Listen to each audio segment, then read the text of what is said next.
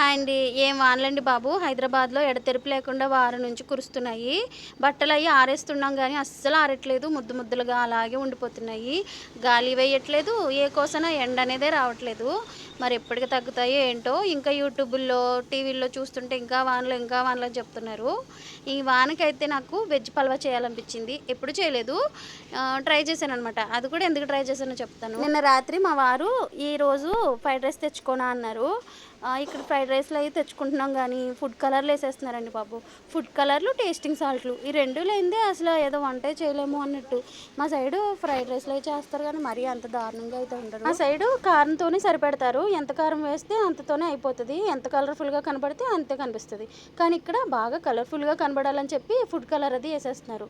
ఇంకా అలాంటివి తింటే మనకి నచ్చి తినడమేమో గానీ, తర్వాత చాలా ప్రాబ్లమ్స్ ఫేస్ చేయాలి కదా!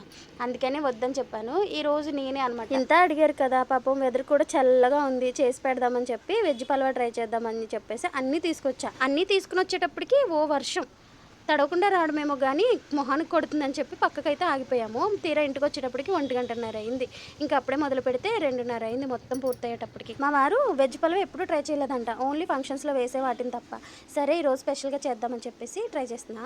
అయితే ప్రాసెస్ మీకు ఎలా చేసానో చెప్పాలి కదా! క్యారెట్, బీన్స్, ఆనియన్స్ అలాగే ఆలు కూడా మీకు నచ్చిన షేప్‌లో కట్ చేసుకొని ఆయిల్‌లో కొంచెం నెయ్యి కూడా వేసుకోండి. పలావ్ సరుకులు వేయించుకున్నాక ఆలు ఇవన్నీ కట్ చేసుకుని ఉన్నాయి కదా! అవి కూడా వేసుకొని 2 పచ్చిమిరపకాయలు కూడా వేసుకొని అల్లం వెల్లుల్లి పేస్ట్ కొద్దిగా వేసుకొని వేయించుకున్నాక గరం మసాలాలు అవి వేసుకోవడం అవి పూర్తిగా మీ ఆప్షనల్ అనమాట. నేనైతే ఏం వేయలేదు. జస్ట్ అల్లం వెల్లుల్లి పేస్ట్ వేసాను. నేను 2 గ్లాసుల బియ్యానికి 4 గ్లాసుల వాటర్ అయితే తీసుకున్నాను. మూత పెట్టుకుని ఒకసారి అటు ఇటు తిప్పుకున్నాక సరిపడినంత ఉప్పు వేసుకుని లో టు మీడియం ఫ్లేమ్‌లో ఒక 15 మినిట్స్ ఉడికించుకుంటే సరిపోతుంది. ఇందులోకి సైడ్ డిష్‌గా నేనైతే ఎగ్ కర్రీ చేసా టమాటా వేసి. చాలా బాగా వచ్చింది. సాలిడ్‌గా ఉంది. ఈ వీడియోని సబ్స్క్రైబ్